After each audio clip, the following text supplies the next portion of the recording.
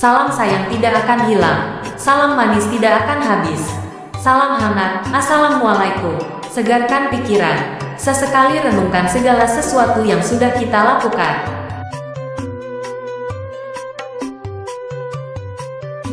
Pada zaman dahulu, hiduplah sepasang suami istri petani. Mereka tinggal di sebuah desa di dekat hutan. Mereka hidup bahagia. Sayangnya mereka belum saja dikaruniai seorang anak pun. Setiap hari mereka berdoa pada Yang Maha Kuasa. Mereka berdoa agar segera diberi seorang anak. Suatu hari seorang raksasa melewati tempat tinggal mereka. Raksasa itu mendengar doa suami istri itu. Raksasa itu kemudian memberi mereka biji mentimun. Tanamlah biji ini, nanti kau akan mendapatkan seorang anak perempuan, kata raksasa. Terima kasih, raksasa, kata suami istri itu. Tapi ada syaratnya, pada usia 17 tahun anak itu harus kalian serahkan padaku, sahut raksasa.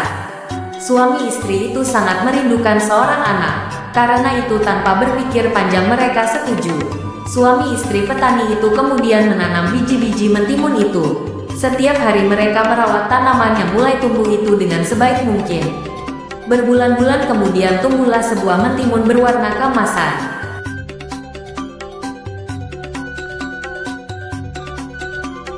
Buah mentimun itu semakin lama semakin besar dan berat. Ketika buah itu masak, mereka memetiknya. Dengan hati-hati mereka memotong buah itu. Betapa terkejutnya mereka. Di dalam buah itu mereka menemukan bayi perempuan yang sangat cantik. Suami istri itu sangat bahagia. Mereka memberi nama bayi itu Timun Mas. Tahun demi tahun berlalu, Timun Mas tumbuh menjadi gadis yang cantik. Kedua orang tuanya sangat bangga padanya. Tapi mereka menjadi sangat takut, karena pada ulang tahun Timun Mas yang ke-17, sang raksasa datang kembali. Raksasa itu menagih janji untuk mengambil Timun Mas. Petani itu mencoba tenang. Tunggulah sebentar, Timun Mas sedang bermain. Istriku akan memanggilnya, katanya. Petani itu segera menemui anaknya. Anakku, ambillah ini, katanya sambil menyerahkan sebuah kantung kain. Ini akan menolongmu melawan raksasa. Sekarang larilah secepat mungkin, katanya. Maka Timun Mas pun segera melarikan diri. Suami istri itu sedih atas kepergian Timun Mas.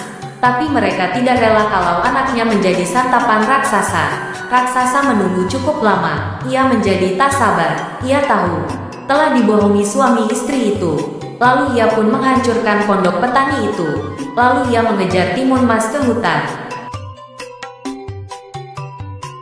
Raksasa segera berlari mengejar Timun Mas. Raksasa semakin dekat. Timun Mas segera mengambil segenggam garam dari kantung kainnya. Lalu garam itu ditaburkan ke arah raksasa. Tiba-tiba sebuah laut yang luas pun terhampar. Raksasa terpaksa berenang dengan susah payah. Timun Mas berlari lagi, tapi kemudian raksasa hampir berhasil menyusulnya. Timun Mas kembali mengambil benda ajaib dari kantungnya. Ia mengambil segenggam cabai. Cabai itu dilemparnya ke arah raksasa. Seketika pohon dengan ranting dan duri yang tajam memerangkap raksasa. Raksasa berteriak kesakitan. Sementara Timun Mas berlari menyelamatkan diri.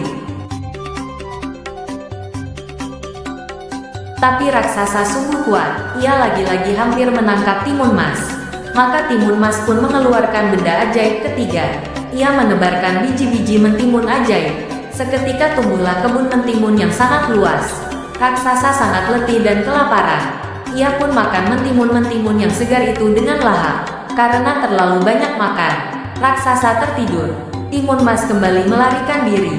Ia berlari sekuat tenaga, tapi lama-kelamaan tenaganya habis.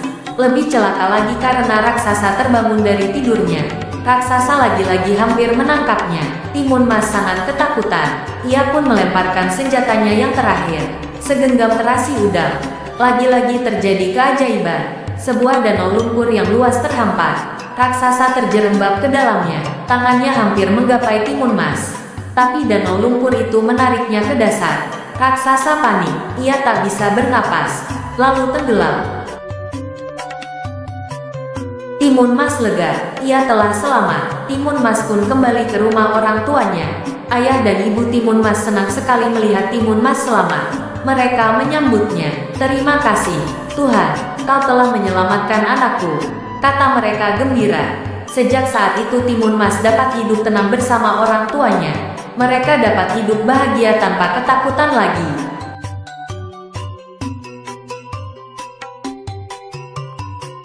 Cerita ini sekedar edukasi, bukan mengajari atau menggurui. Ambil yang baik, sampahkan yang buruk. Terima kasih sudah mendengar cerita ini. Jika kalian suka dengan cerita ini, atau ada masukan, tulis di kolom komentar.